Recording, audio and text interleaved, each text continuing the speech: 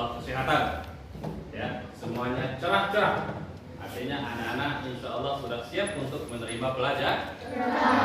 Siap untuk belajar kembali? Siap. Ada istilahnya untuk penyemangat, tepuk semangat. Ada yang bisa tepuk semangat? Tepuknya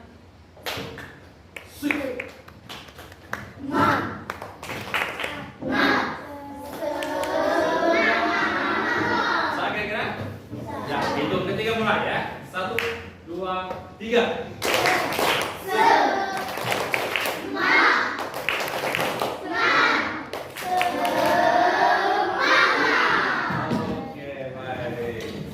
Jadi setiap hari itu harus semangat. Hari ini harus lebih baik dari hari kemarin. Hari besok harus lebih baik daripada hari ini. Selalu ceria, semangat dan semangat. Insya Allah kalau semangat, belajar pun semangat. Ya, ilmu yang diberikan oleh guru bisa dipahami. Baik, semuanya hari ini ada yang tidak hadir? Siapa? Semua hari ini Ya. ada semua.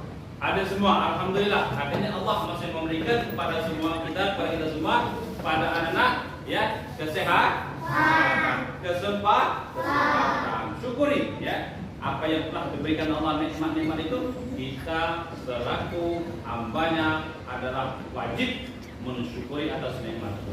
Baik anak-anak, sebelum kita mulai pelajaran, ya, kita awali hari ini dengan membaca doa. Pada ketua kelas dipersilakan untuk memimpin doa. Sebelum memulai pelajaran, marilah kita berdoa. Wa'id Isnin Salasa. A'udzu billahi minasy syaithanir rajim. Bismillahirrahmanirrahim.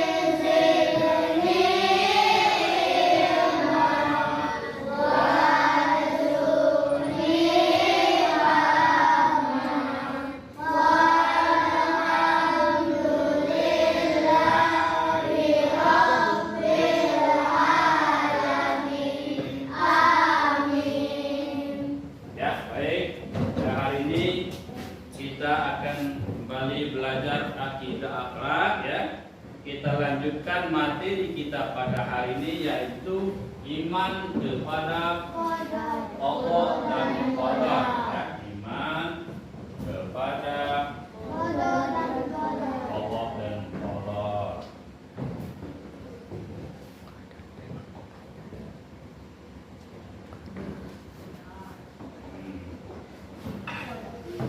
Tidak. Halo. Berapa hari ini? 13. 13 bulan 2022. Namun sebelum kita membahas tentang iman kepada Allah dan Qadar, pada minggu belajar tentang Asmaul Asmaul Husna. Masih ingat Asmaul Husna apa artinya? Nama yang baik. Asmaul Husna terdiri dari berapa kata? 99. Dalam asma dan husna, asma artinya nama, al husna artinya apa? baik. Jadi asmaul husna itu nama-nama yang baik yang dimiliki oleh Allah, berjumlah 99. Masih ingat ya? Nah, apa yang telah anak-anak pelajari itu jangan sampai lupa. Di rumah dipelajari lagi, diulangi lagi, ya. Harus ingat ketika ditanya oleh guru. Baik, kalau minggu belakang kita sudah belajar tentang Asmaul Husna. Nah, hari ini kita lanjutkan tentang iman kepada Allah. Namun sebelumnya, nanti setelah kita belajar tentang iman kepada Allah dan Qadar, ada tujuan pembelajaran. Ini yang anak-anak harus pahami. Setelah mengikuti pembelajaran siswa mampu. Setelah kita belajar tentang iman kepada Allah dan Qadar, yang pertama Pak, siswa mampu meyakini adanya Allah dan Qadar Allah. Ya. Artinya apa? Anak-anak harus mampu meyakini bahwasanya ya, Allah dan Qadar itu ada. Pasti ada. Yang kedua, siswa mampu menerapkan perilaku dengan meyakini qada dan qadar Allah Subhanahu wa taala. Ya, mampu menerapkan perilaku dalam kehidupan sehari-hari gitu ya. Kemudian tiga, menjelaskan hikmah beriman kepada qada dan qadar Allah Subhanahu wa taala, menjelaskan hikmah. Apa hikmahnya nanti setelah kita belajar tentang qada dan qadar. Dan yang keempat, mengidentifikasi contoh qada dan qadar dalam kehidupan sehari-hari. Jadi empat macam ini ya, tujuan pembelajaran ini setelah anak-anak belajar tentang iman kepada qada dan qadar harus dipahami. Bisa kira-kira? Baik, kita langsung saja ke materi tentang iman kepada qada dan qadar.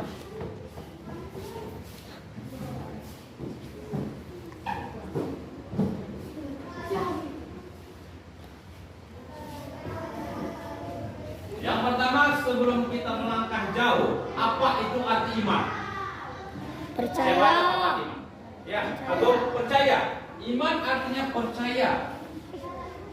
Siapa lagi yang bisa? Bagus, Agung sudah bisa menjawab. Iman artinya percaya. Ada lagi selain percaya? Ayo, angkat tangan. Siapa yang bisa? Selain arti dari kata beriman yaitu percaya. Ya, yakin. Bagus. Percaya, yakin. Ada lagi? Ya, ada dua.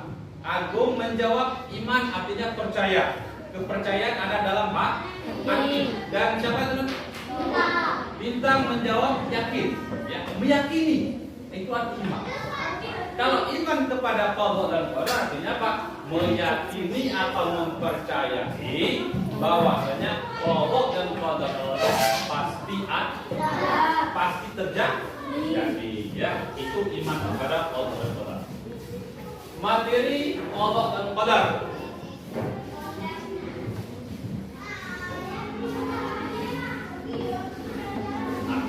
Yang pertama, pengertian qada dan qadar. Bisa lihat ya? Bisa. Qada berarti hukum atau keputusan atau perintah atau kehendak dan mewujudkan atau menjadikan. Ya. Jadi qada itu berarti hukum atau keputusan atau perintah dari siapa? Dari Allah. Ya, itu qada. Tetapi qada itu belum terjadi. Sudah tertulis tetapi belum terjadi, itu qada.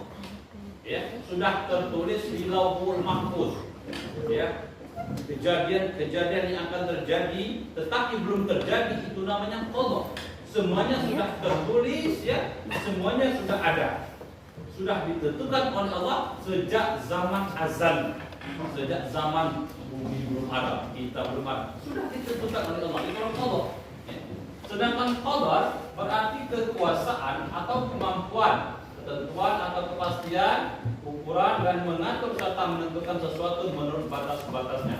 Sedangkan qadar ya, kalau kita artikan ya, keputusan Allah atau ketetapan Allah yang tadinya dalam qada belum berlaku atau belum terjadi, qada sudah terjadi. Itu qada sudah terjadi. Contohnya apa? Misalnya Allah sudah menuliskan bahwasanya akan terjadi gempa bumi. Itu sudah tertulis. Sudah tertulis. Itu namanya qada. Kapan qadarnya? Ketika gempa bumi itu sudah terjadi. Nah, belum lama ini di Pulau Jawa diguncang gempa bumi. Nah, Cianjur ya, itu sudah tertulis bahwasanya gempa itu akan terjadi. Qada. Kemudian apa lagi? Qada jodoh. Jodoh, maut, ya. Maut artinya kapan kita meninggal. Bala. Itu semuanya sudah tercatat. Ya. Tercatat oleh Allah. Qada. Kapan itu terjadi? Kapan itu qadarnya? Ketika itu sudah menjadi nyata. Nyata. Contoh, misalnya jodoh, masalah jodoh. Semuanya kita tidak tahu siapa jodoh kamu. Ya kan? Kemudian masalah mati. Kapan kita mati? Semuanya tidak ada. Tetapi sudah ditentukan oleh Allah. Ketika itu sudah terjadi, ternyata di kelas ini ada yang menjadi jodoh. Misalnya si tadi Agung dengan Panza, itu jodoh. Sudah ditulis oleh Allah, sudah tertulis. Ketika menjadi kenyataan baru Allah. Harus kita yakini bahwasanya itu adalah keputusan Allah. Kalau kita tidak yakin, kafir kita. Kenapa? Ya, karena Allah dan qadar itu masuk dalam rukun iman. Rukun iman yang keberapa? 6. Rukun iman ada 6. Iman qadar adalah iman 6. Masih ingat rukun iman? 1 iman kepada Allah. 2 iman kepada Allah. 3 iman kepada kita. 4 iman kepada Rasul. 5 iman kepada kiamat. 6 iman kepada qadar. Ya. Lanjut. Mati juga. Kita sudah ditentukan oleh Allah pada hari itu, tanggal itu, bahwasanya si A akan mati. Apakah kita tidak tahu? Apakah kita tahu bahwa itu adalah jadwal seseorang? Tidak tahu. Kalau semua manusia ini sudah ada jadwal, misalnya tertulis Agung meninggal tanggal 7 bulan sekian tahun sekian, Wah meninggal tanggal sekian bulan sekian tahun sekian, maka tidak ada orang yang akan berbuat jahat. Pasti, sudah dekat jadwal aku, tidak lagi balik di masjid. Ya, makan di masjid, sholat, berdoa, zikir, baca Al-Quran, jadwal mati sudah semakin dekat. Ya, tetapi kita semuanya tidak ada yang tahu itu adalah rahasia Allah. Qadar. Kapan qadarnya? Inna lillahi si A meninggal.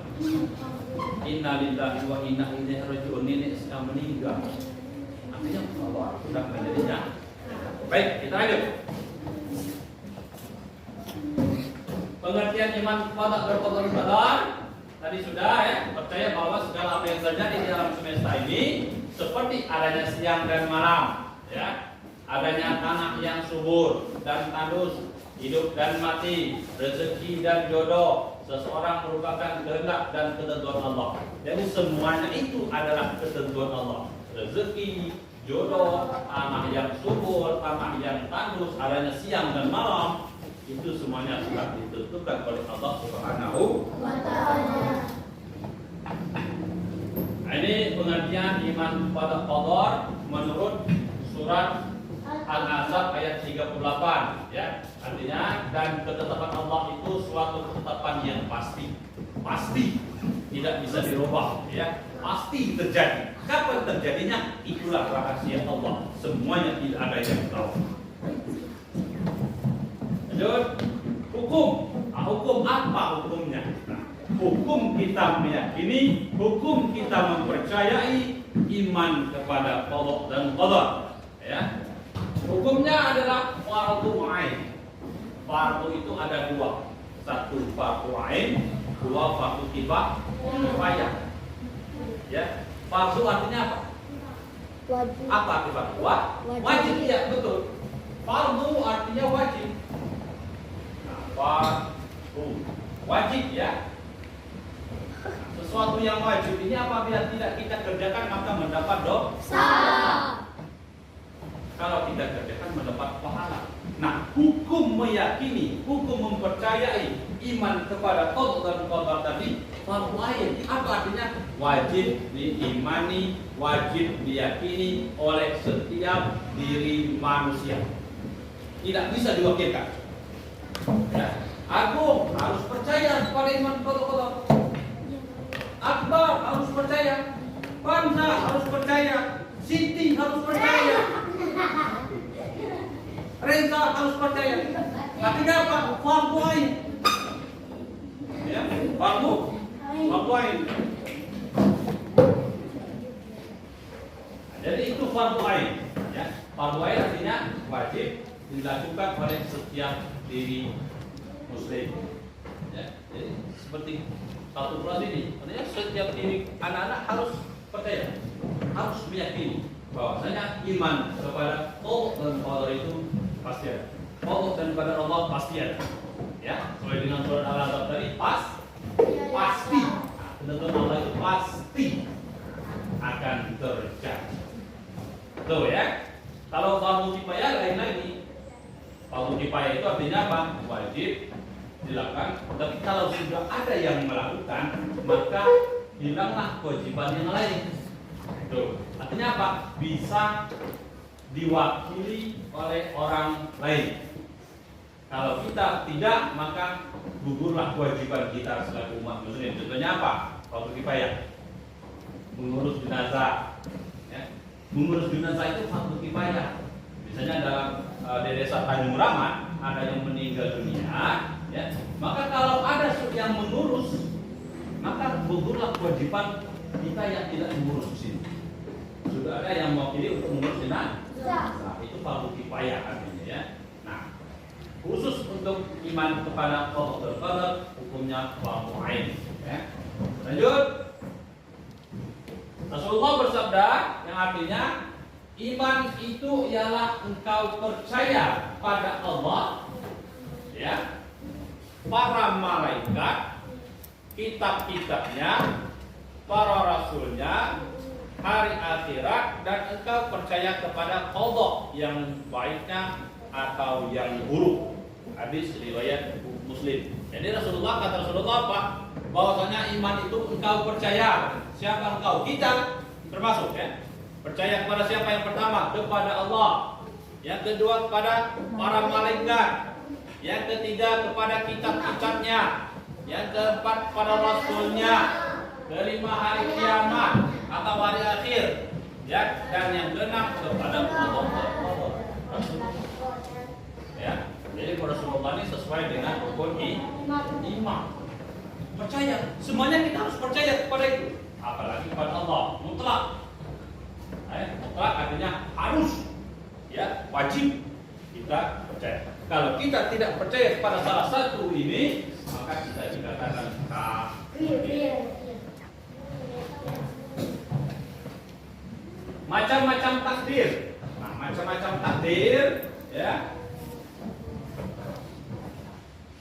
Yang pertama, musayyar. Ya, apa musayyar? Hal yang tetap, tidak dapat diubah dengan kekuatan manusia. Artinya sudah ditentukan oleh Allah dan tidak bisa dirubah oleh manusia. Sekuat apapun manusia, setinggi apapun ilmunya, sekaya apapun hartanya, ya, kalau sudah ditetapkan oleh Allah, maka tidak ada satupun manusia yang bisa berubah. Kemudian yang kedua, apa itu? Mukhayyar. Artinya apa? Hal yang dapat diubah dengan usaha dan kekuatan manusia. Hal yang masih dapat diubah. Ya, caranya dengan apa misalnya? Dengan berdoa. Ya. Kemudian tanda-tanda keimanan kepada qada dan qadar.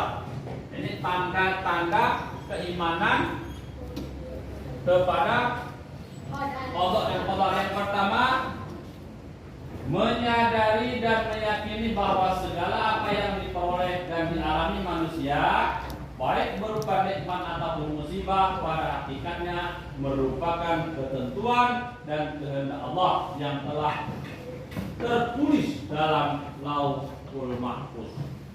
Ya, jadi kita harus menyadari, harus meyakini, ya, bahwa ya, apa yang diperoleh, apa yang dialami oleh manusia itu, baik berupa nikmat ataupun musibah. Nikmat apa nikmat? Mendapat rezeki yang banyak, ya, mendapat kesehatan selalu misalnya, itu nikmat. Itu semuanya kita sadari kayak ini bahwasanya itu adalah datang dari Allah. Begitu juga dengan apa tadi? Musibah, ya. Musibah kecil, musibah besar. Musibah kecil misalnya kita kehilangan duit di kelas, ya kan? Mendapat nilai kecil itu termasuk musibah kecil. Ketika ulangan dapat nilai kecil, musibah kecil. Musibah besar apa? Kita kena tertimpa gempa bumi, banjir, misalnya kena angin puting beliung, kebakaran, itu musibah. Nah, kita harus yakin, percaya musibah pun itu semuanya datang dari Allah.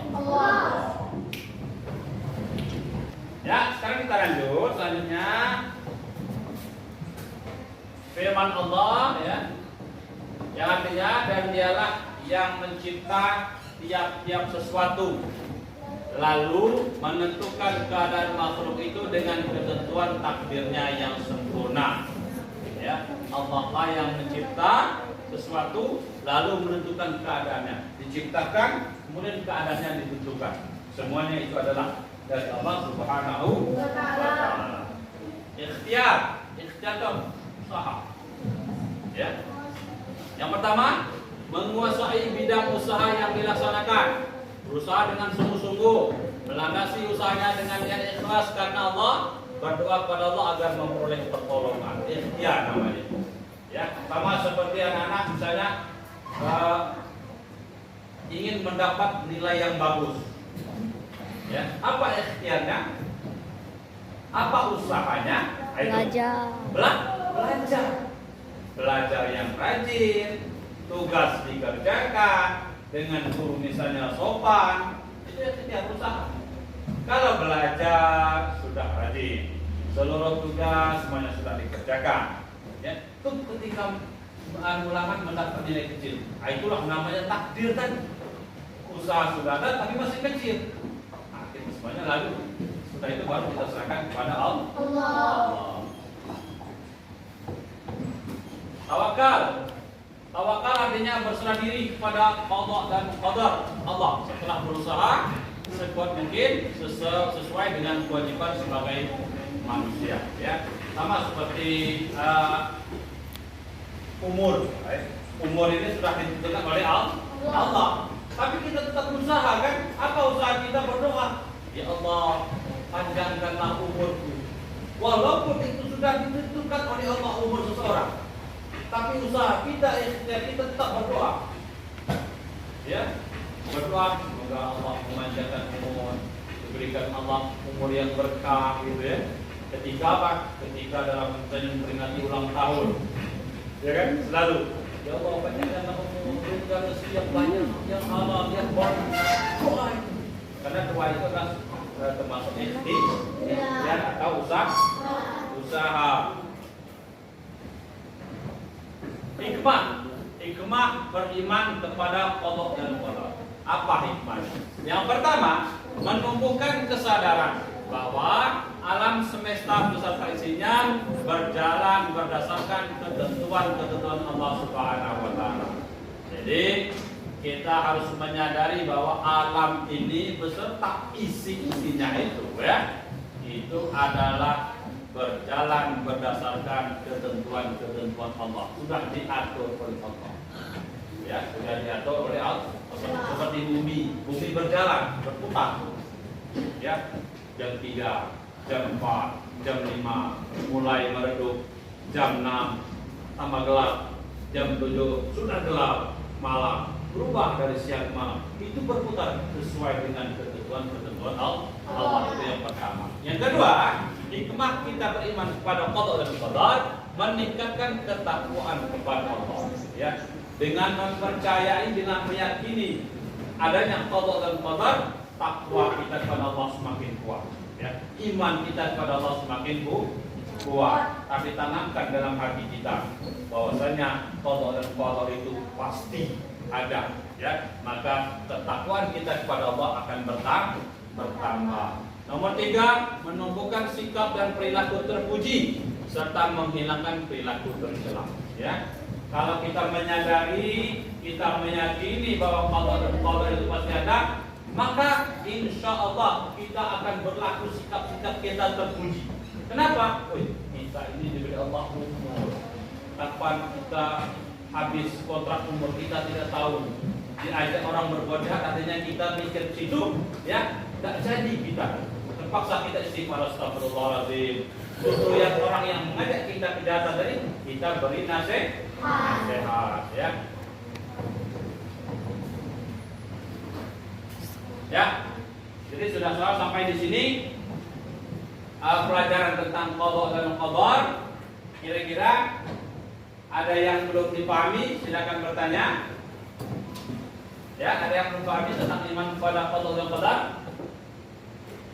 Apakah semuanya mengerti? Paham?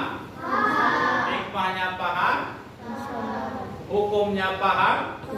Insya Allah paham. Jadi kalau anak-anak mendengarkan dengan perhatian, maka insya Allah ingat, jangan masuk telinga kanan keluar telinga kiri, atau masuk kanan keluar kanan mantul. Nah, jadi kalau masuk kanan keluar kiri ada yang nyangkut? Ada. Tapi kalau masuk kanan keluar kanan lagi mantul, tidak ada yang masuk. Baik, kalau tidak ada, Pak ulangi sedikit. Coba sekarang kita tutup ini. Ya, tadi kita sudah mempelajari iman kepada qada dan qadar. Ya.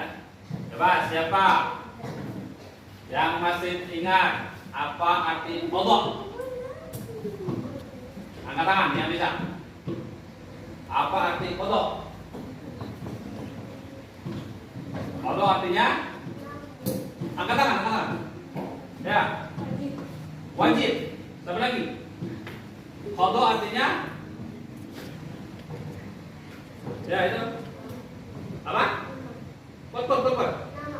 Nama. Qada, apa arti qada tadi?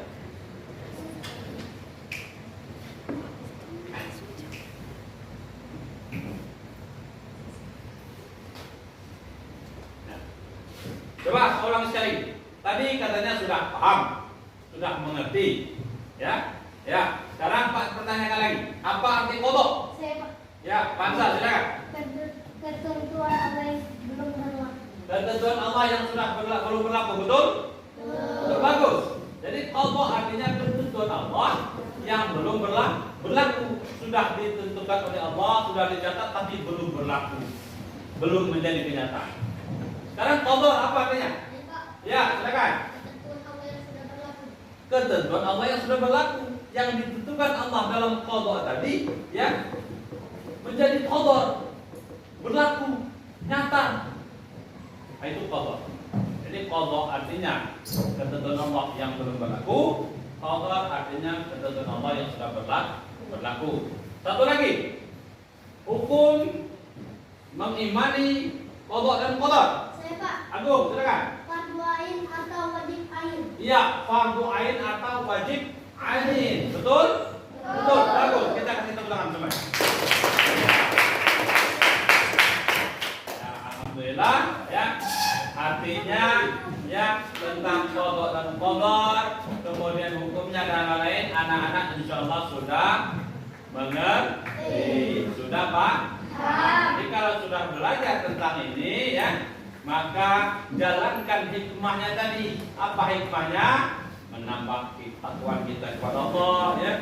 Kemudian kita harus berperilaku apa tadi? Berperilaku baik dan menghindari perilaku tercela. Baik. Sampai di sini ya untuk tugas anak-anak ya. Di sini ada soal, ada 6 soal. Ya, nanti ditulis saja, dikerjakan. Yang pertama, jelaskan pengertian qada dan qadar dan beriman kepada qada dan qadar. Yang kedua, sebutkan dalil naqli kewajiban ikhtiar. Yang ketiga, sebutkan dalil kewajiban tawakal. Keempat, jelaskan tanda-tanda beriman kepada qada dan qadar. Kemudian 5, diskusikan hikmah beriman kepada qada dan qadar. 5 saja ya. Jadi nanti diskusikan, boleh dibuat beberapa kelompok. Nah, kamu diskusikan tentang iman kepada qada dan qadar ya. Nanti setelah selesai itu dikumpulkan dengan ketua kelas ya. Dan dikumpulkan dengan Pak. Baik, sampai sini tidak ada yang mau tanyakan? Tidak ada lagi. Ya, terima kasih untuk pelajaran hari ini. Mudah-mudahan pelajaran hari ini dapat anak-anak serap dan dapat ya anak-anak